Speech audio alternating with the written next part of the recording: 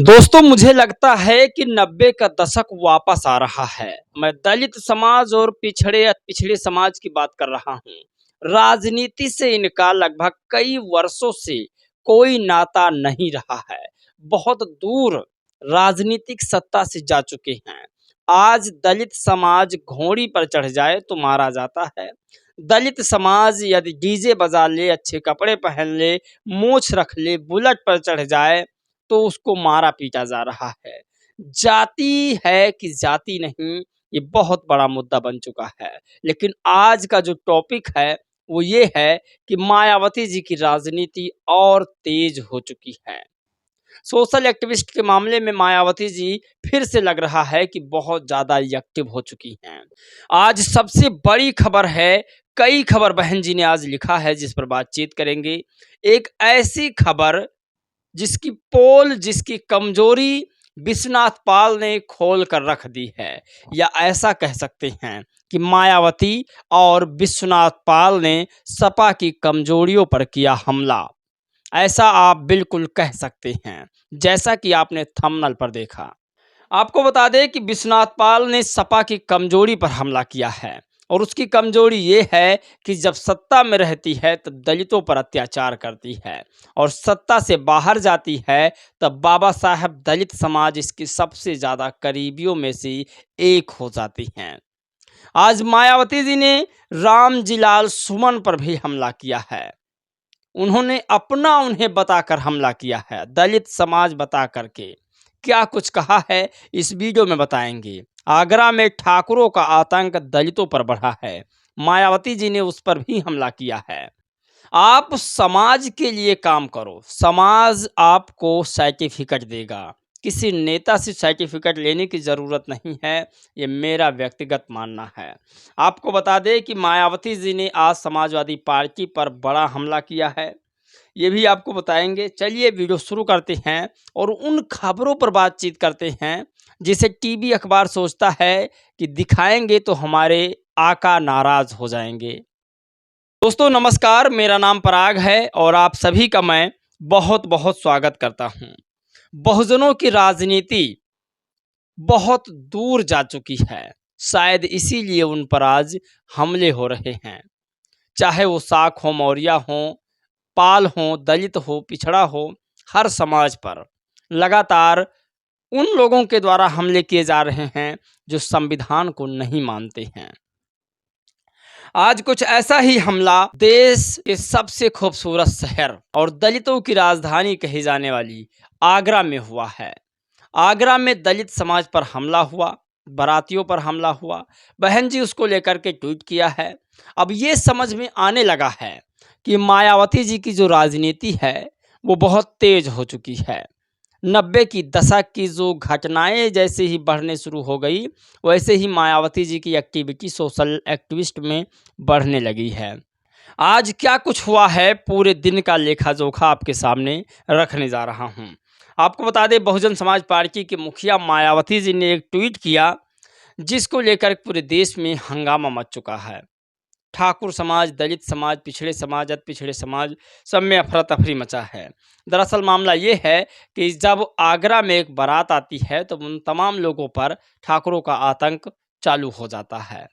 मायावती जी ने बिना किसी का नाम लिए लिखती हैं, आगरा में दलित समाज की बारात पर जातिवादी व सामंतवादी तत्वों द्वारा हिंसा की ताज़ा घटना सहित यूपी के विभिन्न जिलों में गरीबों व दलितों आदि पर हो रही जुल्म ज्यादती की बढ़ती घटना अति चिंतनीय। जबकि बीएसपी के शासनकाल में सरकार हमेशा अन्याय के विरुद्ध इनके साथ खड़ी हुई दिखाई देती थी।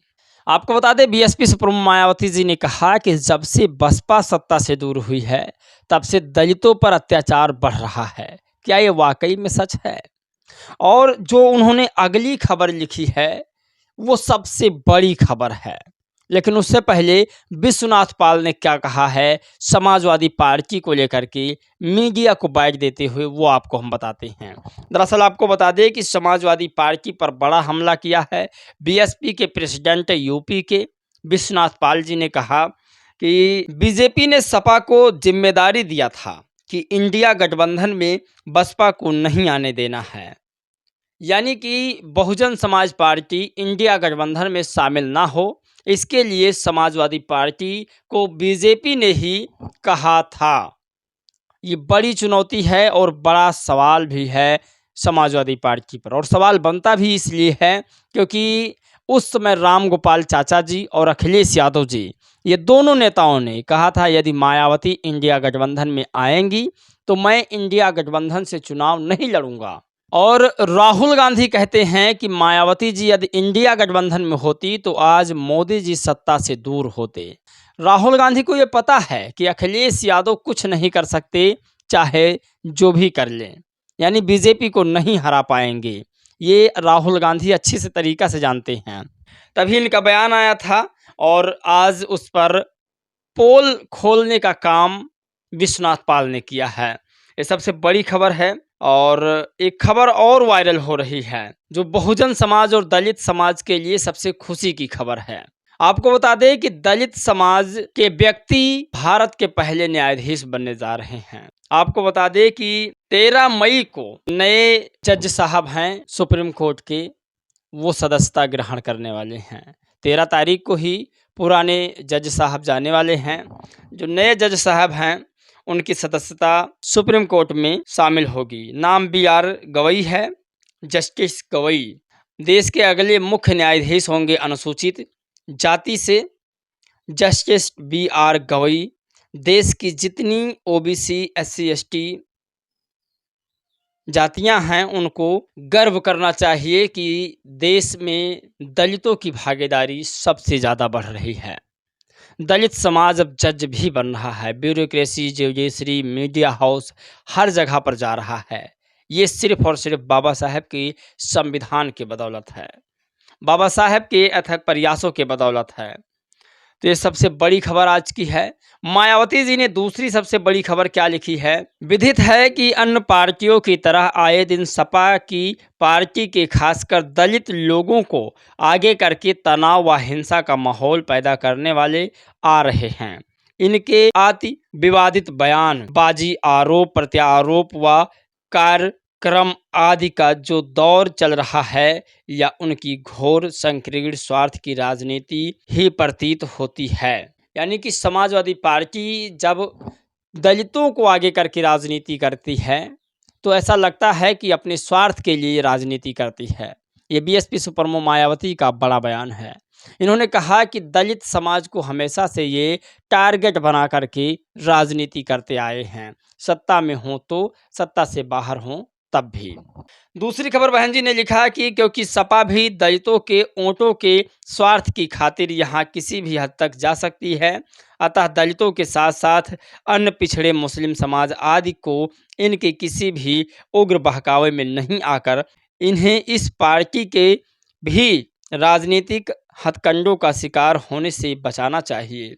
यानी कि दलित, पिछड़ा और आदिवासी मुस्लिम समाज को समाजवादी पार्टी के हथकंडों में नहीं फंसना चाहिए, इनको वोट नहीं देना चाहिए। ये BSP सुप्रीमो मायावती जी का सीधा सीधा कहना है।